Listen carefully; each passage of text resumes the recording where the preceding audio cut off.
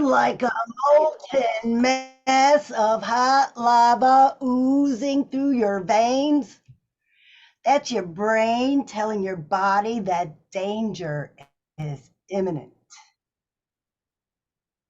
These fears are the brain's hardwired responses that help us survive. It's your body saying, danger, Will Robinson, danger.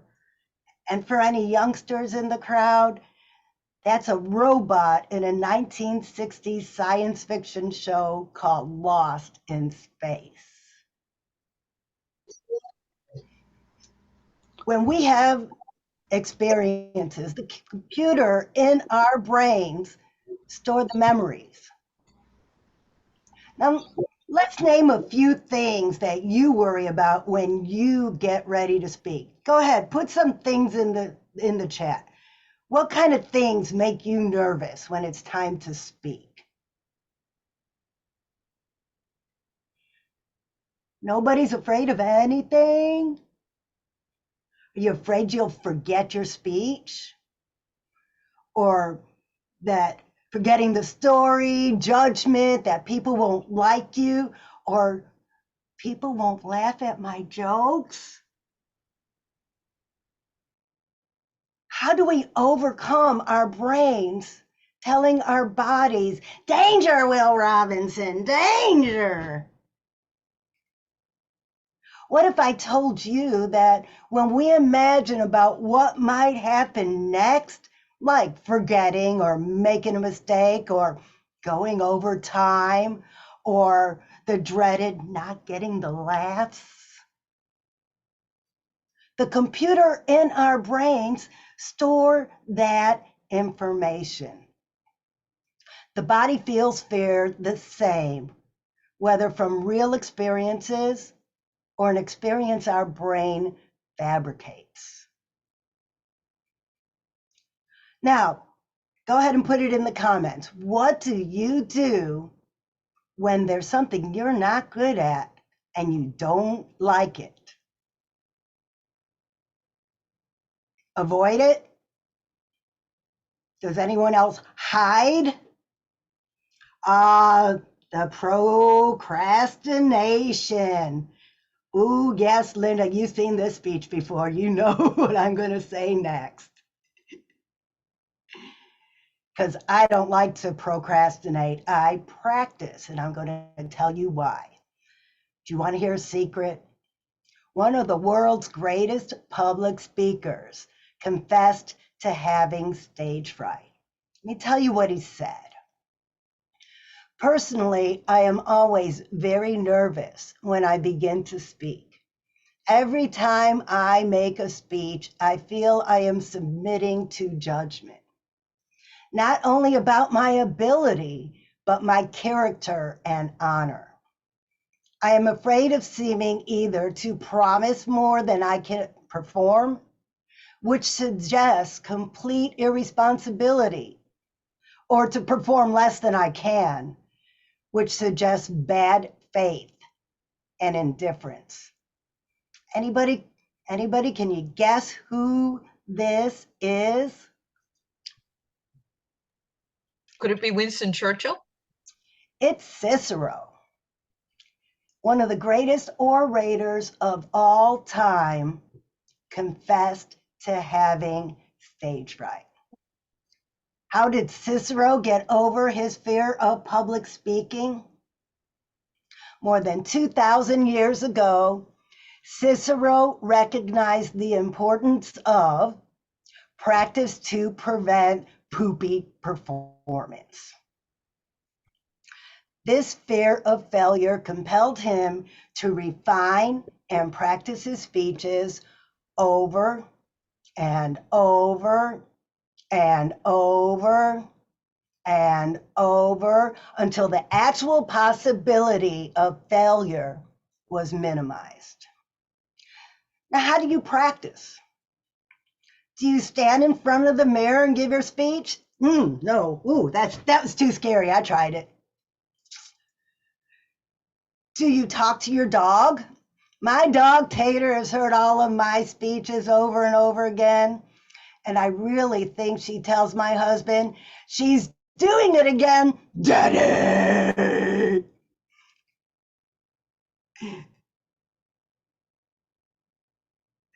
Or do you have a system in place for organizing and practicing your speech? I used my unique practice method to write and hone this message. I'm going to share a video with you so you can see the wizard behind the screen who just may become your new practice buddy. Now let me share my screen and show you this video I made.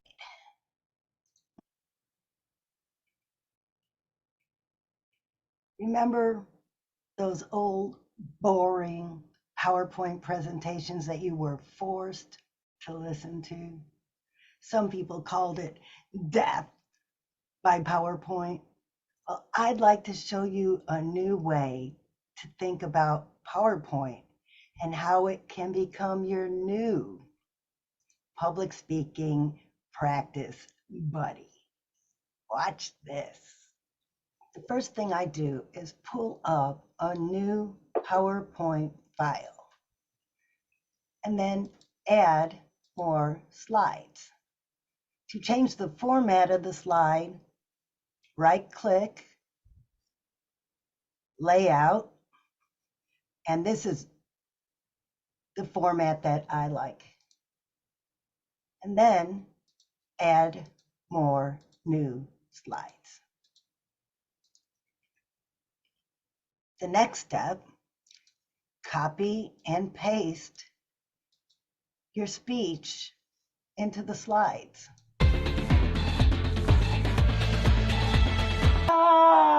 My slides are all out of order. What do I do? Simply move them where you want them to go.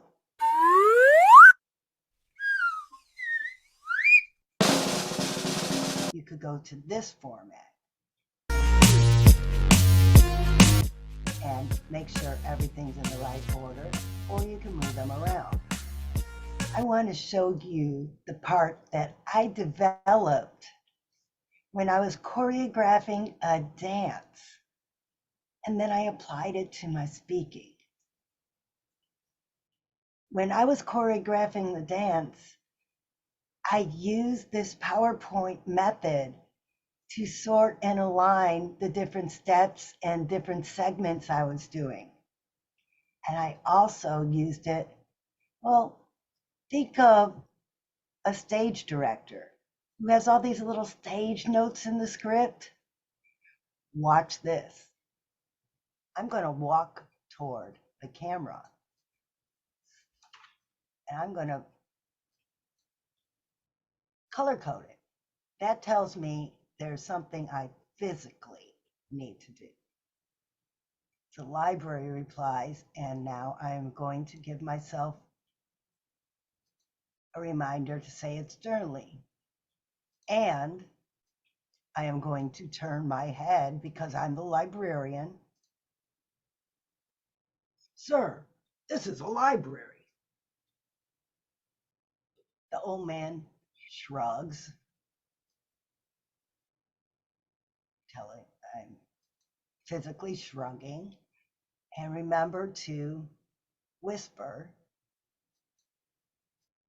And then I'm also going to move in toward the camera so the audience could hear me whisper. I would bet that Cicero over here would have loved to have this practice method. Watch this magic. Whoa! Go to slideshow and rehearse timing.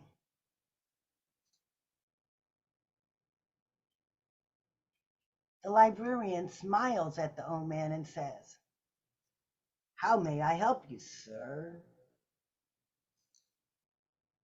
The man says loudly, "I'll have a cheeseburger, french fries, and small soda, please." The library replies, "Sir, This is a library. The old man shrugs and whispers, I'll have a cheeseburger, french fries, and small soda, please. That's 41 seconds. Do you want to keep it? Yes. But then you realize you only have 30 seconds. So you want to work on your timing. And the best thing I know to do is take out all the words on what I'm doing and just simply do it. Rehearse timing. A man walks into the library and heads to the front desk for assistance.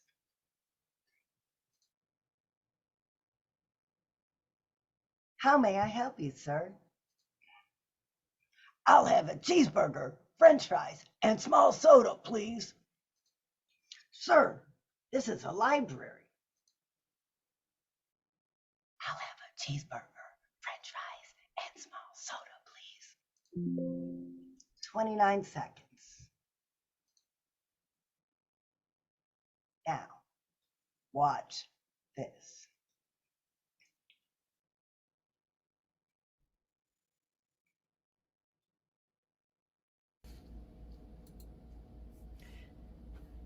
An old man walks into the library and heads to the front desk for assistance. How can I help you, sir? I'll have a cheeseburger, french fries, and small soda, please. Sir, this is a library. I'll have a cheeseburger, french fry, and small soda, please.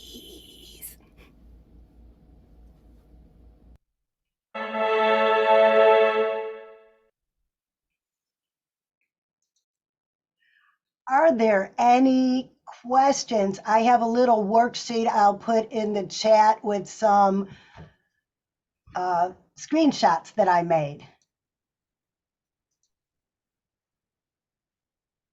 No questions?